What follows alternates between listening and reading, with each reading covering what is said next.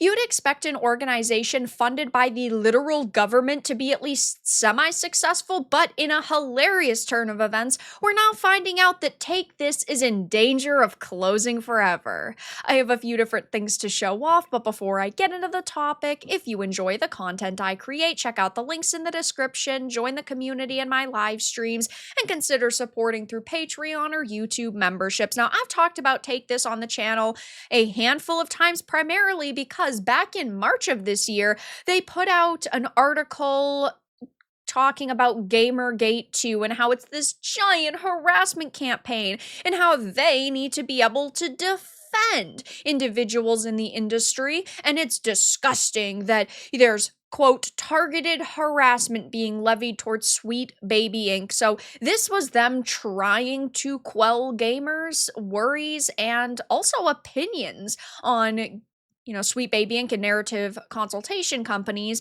This is what I had tweeted back in March saying, TakeThis, an organization funded by Homeland Security, has put out an article on Gamergate 2 where they talk about the targeted harassment levied towards SBI. They have formed the greatest team of industry rejects, G4, D&D. If you name it, they work at TakeThis. And I did have a thread where, I just highlighted some of the people that are listed on their webpage and the things that they have, of course, done. In the past, you had Rihanna Manuel, who apparently has firsthand knowledge on many sides of the gaming industry. Their credits include Halo 5, Ori 1 and 2, and Tell Me Why. But you get into things about, their past and companies they've worked for, like Game Informer, IGN, Inside Gaming. They were the brand director of the G4 TV network during their relaunch. Then you, of course, had a writer on Critical Role, Call of the Netherdeep, a Dungeons & Dragons adventure in partnership with Wizards of the Coast. You had the Gamergator, Tanya DePass, the Wonder Woman senior writer, who, of course, participated in the Hogwarts Legacy boycott and attempted to get GOG employees fired based on their opinion. So that happened only a couple of months ago. And now we're finding out, guys, that apparently TakeThis might be closing down. A Homeland Security funded gamer harassment organization. I can't say that I feel all that bad that this is happening. So they posted this really big, long article where they're basically going, please, give us money. We need money. We need your support. TakeThis will close unless we raise $80,000 by 9:30. So they have 25 days to gain $80,000. I know I'm not going to be donating to them personally. This might not be the post you expected, but this might be the most bittersweet post I've ever written in my tenure with TakeThis. This week we bring TakeThis's AFK room to PAX West again. They're talking about how they're celebrating the anniversary, and then you may have noticed our plea for financial support earlier this year. As hard as we've worked to make up that gap, we still need significant help, and without your support, TakeThis and all of our impactful programs will cease to exist. All they have done that I personally have seen is attacked gamers. They do not care about the industry. They care about making it, quote, a safe space. They, of course, created, as they talk about, the Mental Health in Game Awards to honor games that overtly address mental health themes and do so with an effort to avoid stigmatizing portrayals and mental health tropes like Stardew Valley, Celeste, Psychonauts 2, and Spiritfarer. And while I do not disagree with there being games that promote, mental health and, of course, cover very serious topics like mental health. I love games like Celeste and Stardew Valley and Hellblade, which they don't mention here, mighty suspicious.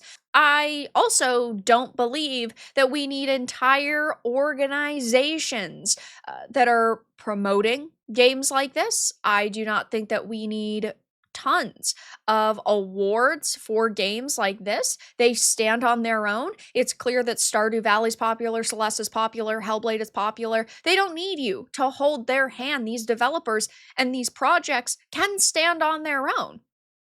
They, of course, though, believe that they need this platform. They're allowed to have that opinion. It's not one that I would agree with. They also talk, of course, about how they did at the beginning of the year put out a plea for financial aid. And yeah, it is expensive to pay people to write articles, to make videos, to create content, to do research. Yeah, it is not a cheap thing to do, but you are literally funded in part by Homeland Security. You're already getting plenty of money, but you need even more for what?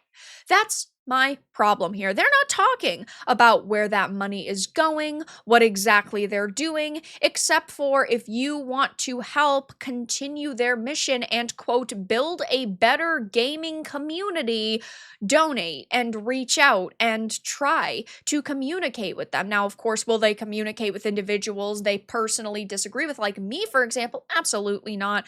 But they talk about how they want to create a safe space for gamers and developers, but only the gamers and developers they feel they should be promoting, the ones that they agree with. And after what they pulled at the beginning of the year with their Gamergate 2 article, I cannot sit here and say, oh my gosh, they actually have a positive impact on the gaming industry, because in my opinion, they don't.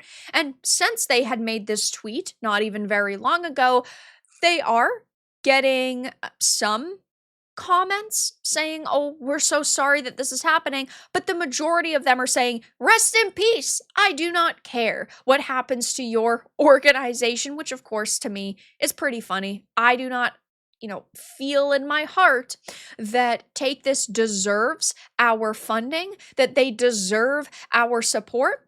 And I personally won't be supporting them. I'm not going to support an organization that has people that partake in harassment campaigns and that partake in boycott campaigns. And of course, as you can see, Gamer Gator, Tanya DePass, the Wonder Woman senior writer, is part of this organization.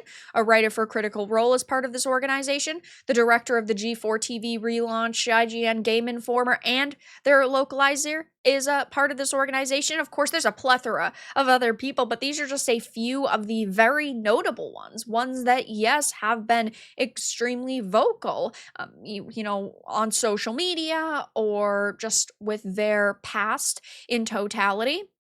And when I had talked about TakeThis back in March, people were pretty unhappy to learn that Homeland Security was funding this gamer harassment organization. Here's even more. I mean, even Pete Hines has worked with them in the past. The co-founder and studio director of Outer Loop is part of it. We have a Microsoft, BioWare, Google, Amazon, and Facebook veteran. So there are a lot of people that are part of this group that I personally do not like, that I personally do not agree with opinion-wise. And it's clear as day that these individuals and their organization don't deserve my funding. And it looks like TakeThis is in very hot water because they are basically begging people to monetarily support them. But that's all that I really had to discuss in this video. Let everyone know your thoughts in the comments below. If you enjoyed this, give it a like, and if you didn't, give it a dislike. I appreciate your support either way, but I'll talk to you all again in the next video really soon.